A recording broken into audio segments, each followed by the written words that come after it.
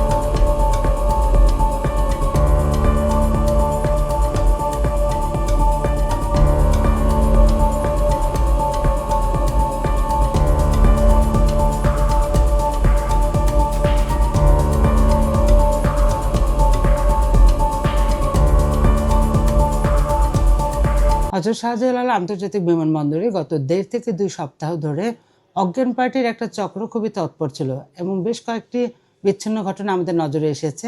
সেক্ষেত্রে আমরা দেখেছি যে যাত্রী বা সহযাত্রীরা মূলত তাদের টার্গেট থাকে। তো আমরা এই 2-3টা বিচ্ছিন্ন ঘটনা দেখার পর আমরা আমাদের গোয়েন্দা টিমকে আরও স্ট্রং করি এবং নজরদারিতে থাকতে বলি। তো গত 16 তারিখে আমাদের এই কার্যক্রমের অংশ হিসেবে একজন ব্যক্তিকে দেখা যায় যে আরেকজন ব্যক্তির সাথে খুব ঘনিষ্ঠ হচ্ছিলেন, তার সাথে কথা বলছিলেন, পরবর্তীতে তাকে চা খাওয়ার অফার করে বা কফি খাওয়ার অফার করে। তো আমাদের গোয়েন্দা টিম প্রথম থেকে তাদের দিকে নজর রাখছিল। পরবর্তীতে এক পর্যায়ে দেখা যায় যে হ্যাঁ, সেই ব্যক্তির কাছ থেকে যখন খাবারটা খাওয়ার পরে সে কিছুটা অস্বস্তি অনুভব করছে। পরবর্তীতে সঙ্গে সঙ্গে আমাদের টিম গিয়ে সেই ব্যক্তিকে আটক করে এবং যে ব্যক্তি কফি খেয়েছিল তাকেও ধরে। তো সেই ব্যক্তি বলে যে সে একটু অসুস্থ অনুভব করছে। পরবর্তীতে আমরা যে ব্যক্তি যে সহযাত্রী ছিলেন তাকে আমরা হসপিটালে দ্রুত আমাদের টিমের মাধ্যমে পাঠাই। আর যেই অজ্ঞান পার্টির চক্রের যেই ব্যক্তি ছিলেন তাকে আমরা হাতে নাতে আটক করি।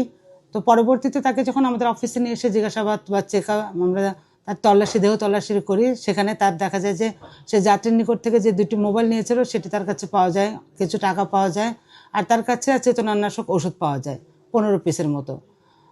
প্রাথমিক জিজ্ঞাসাবাদের পরে সে আমাদের কাছে স্বীকার করে যে হ্যাঁ, সে গত 2-1 সপ্তাহ ধরে এখানে আছে, সেই কার্যক্রম চালিয়ে যাচ্ছে, আর এর মধ্যে 2-3 জনকে সে অলরেডি তার স্বীকার করেও ফেলেছে।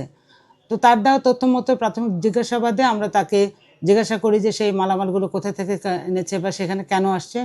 তো এই মর্মে সে জানায় যে সে আসলে এরকম কার্যক্রম বিভিন্ন জায়গায় করে, মূলত ট্রেনে বাসে করে থাকে।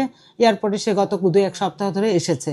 আর তার যে মালামালগুলো সে সবগুলো সে দারুসালামে একটি হোটেলে, আবাসিক হোটেলে রেখেছে বলে আমাদেরকে বলে।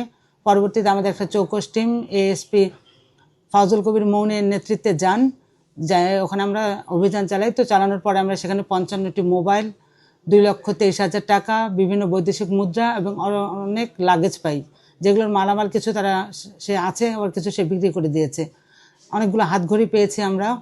তো তার সাথে আমরা কথা বলে জানতে পেরেছি যে তার সাথে আরও 4-5 জন আছে, বাট তাদের আমরা এখনও ধরতে পারিনি বা আমাদের অভিযান অব্যাহত আছে। আমরা অবশ্যই তৎপর আছি যেন আগামীতে এই ধরনের কোনো চক্র এখানে এয়ারপোর্টের যাত্রী বা সহযাত্রীদের কোনো প্রকার অসুবিধা করতে না পারে বা এই ধরনের অজ্ঞান পার্টির খপ্পরে না পড়ে, সেক্ষেত্রে আমরা তৎপর আছি।